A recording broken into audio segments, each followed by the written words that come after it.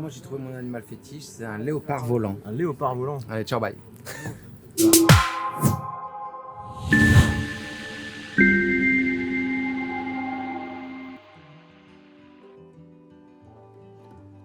Mais j'y pense pas plus que ça, c'est marrant. Nous, le travail de comédien, c'est de chercher du concret finalement dans ces histoires-là, hein, que ce soit coupé ou dans la brume, dans notre film. Donc je vais plutôt rechercher la vérité des échanges, la vérité des rapports entre les gens. Et c'est ce qui parfois fait rire dans ce film, c'est que la dimension fantastique est bien réelle, mais ce qui est drôle, c'est de voir, par exemple avec le personnage d'Adèle, c'est de voir à quel point elle rend ça complètement normal et concret et quotidien. Et du coup, nous qui découvrons ça en tant que spectateurs, on rigole parce qu'on se dit mais attends, il y a quand même là quelque chose qui vient de te passer derrière. Et puis elle est là, elle gère la situation très quotidiennement, quoi. Donc bref, tout ça pour dire que le fantastique finalement, on pourrait presque ne pas le voir. Moi j'ai pas cherché à voir des images pendant le tournage, des transformations, des mutations, des créatures. Je voulais en voir le moins possible, sauf évidemment celles avec lesquelles j'allais jouer. Mais le reste, je voulais vraiment le découvrir à la fin, comme s'il faisait partie du film, de l'objet fini, quoi. Et juste imaginer la présence des créatures pendant tout le film qui sont là, qui sont bel et bien là, mais pas forcément les voir. C'est un cadeau de jouer avec Paul parce que il y a beaucoup de choses qui se passent, quoi. En fait, même dans ses silences, il est vibrant. Donc moi, j'ai le sentiment d'avoir partagé beaucoup de choses avec lui. Et encore, dans le film, il n'y a pas tout.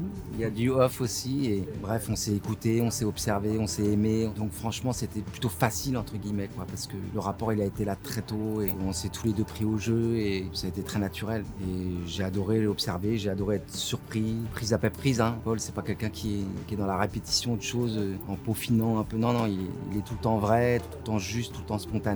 Donc bref, c'est un régal, quoi. Bah ouais, dès le casting, en fait, c'est vraiment passé un truc. On avait fait un casting vraiment global, à la fois les voix classiques du casting, on avait posté les annonces, on avait commencé un casting sauvage, etc. Je m'attendais vraiment à en voir des milliers, parce que je cherchais quelque chose de précis. C'est un acteur qui, pour ce film, Émile, ça doit vraiment être une passerelle entre une histoire très particulière et quelque chose d'universel. Il y a quelque chose d'universel de l'adolescence, dans ce récit initiatique, dans ce récit d'émancipation. Et Paul, c'est le premier à avoir poussé la porte du casting, et sincèrement, c'était quand même un choc, hein, parce qu'il y avait énormément de fragilité, mais il est hyper inconscient de sa puissance, quoi. Donc il y a quelque chose d'hyper fort qui travaille malgré lui, à travers lui. Et après, l'autre très bonne surprise, c'est qu'avec Romain, ça fonctionnait, ça circulait, mais dès la première scène. D'ailleurs, on en a fait qu'une, j'ai vraiment pas envie de gâcher le plaisir. Les essais qu'on a fait ont été immédiats. Il y avait tout de suite ce truc de circulation d'énergie, d'émotion. On pouvait totalement se projeter dans cette question, dans ce rapport père-fils. J'ai l'impression que, en tout cas, c'est ce truc qui bouillonne en lui. Il ramène aussi à cette part de sauvage, à cette part de quelque chose d'indompté, voilà, qui est hyper importante pour le rôle et pour ce que le film raconte. Et pour les acteurs.